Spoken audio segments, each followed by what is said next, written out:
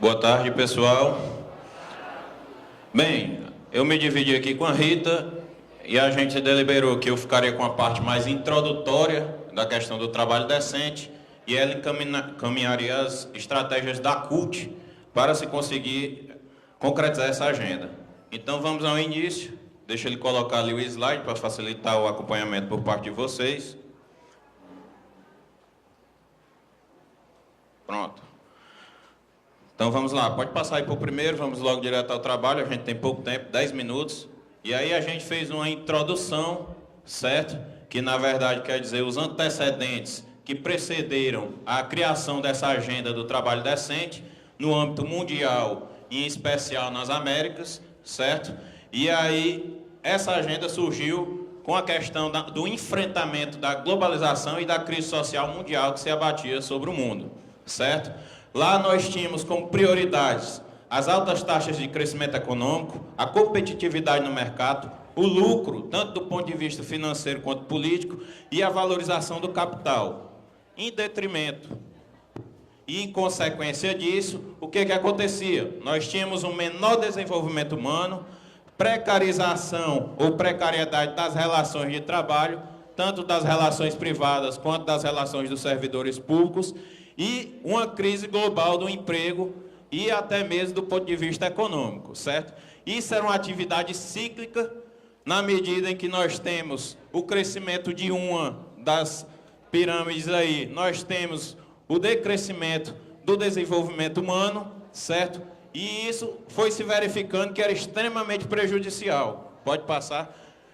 A globalização e a crise social agravavam e causavam crescentes taxas de desemprego, precarização dos empregos existentes em face dessa taxa de desemprego, rotatividade alta da mão de obra, certo? Ou seja, ninguém para no trabalho mais, desvalorização do pequeno produtor e do servidor público, desconstrução das normas de proteção do trabalho, de proteção ao trabalhador e de garantias aos servidores públicos, fragilização do sindicalismo e das negociações coletivas, ou seja, a ideia do coletivo era suplantada pelo lucro, pelo individualismo, causado pelo enfrentamento através do capitalismo, da regulação da sociedade por meio do capitalismo neoliberal, que a gente vê a cada dia que isso não é uma ideia razoável, não dialoga com os princípios sociais e democráticos, tanto que os Estados Unidos está aí, vira e mexe tentando sair da crise, usa de todas as armas que tem, de todo o poderio econômico, e não consegue tirar o pé da lama, porque não consegue ver o outro lado que vai além do capital, certo? E aí nós temos o fortalecimento da autocracia dos que detêm o poder, ou seja, a concentração do poder e de renda cada vez maior, certo? Pode passar. A globalização e a crise continuam, e aí eu vou trazer alguns índices que podem pontuar isso. Nós tivemos no ano de 2009 no mundo 215 milhões de desempregados.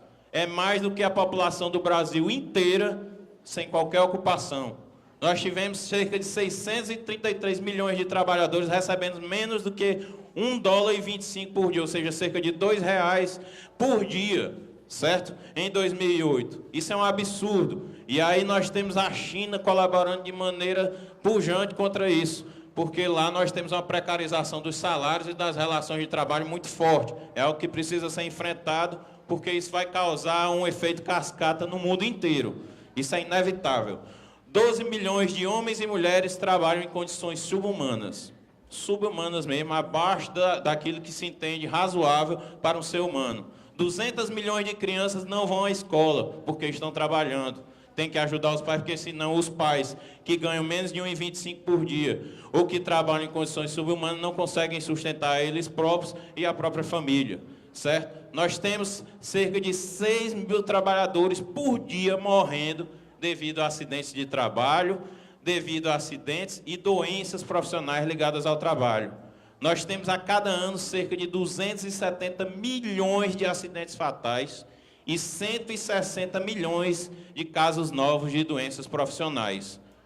Em todas as áreas, quer nas áreas do trabalhador rural, do trabalho urbano ou do serviço público, certo? E são estatísticas que fizeram com que a OIT, a ONU e os países como um todo precisassem pisar no freio e pudessem rever suas políticas de enfrentamento do trabalho.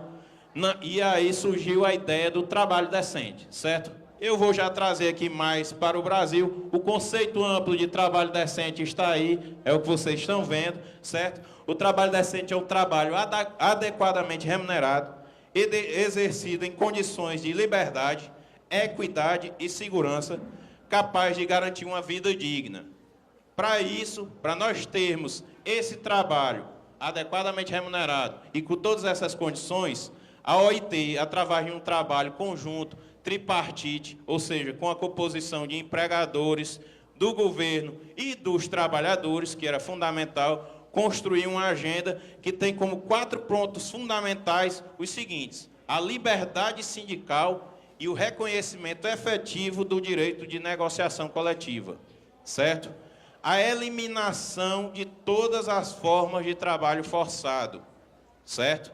Ou seja, do trabalho escravo, ou análogo à condição de escravo. A abolição efetiva do trabalho infantil. A abolição realmente do trabalho infantil, certo?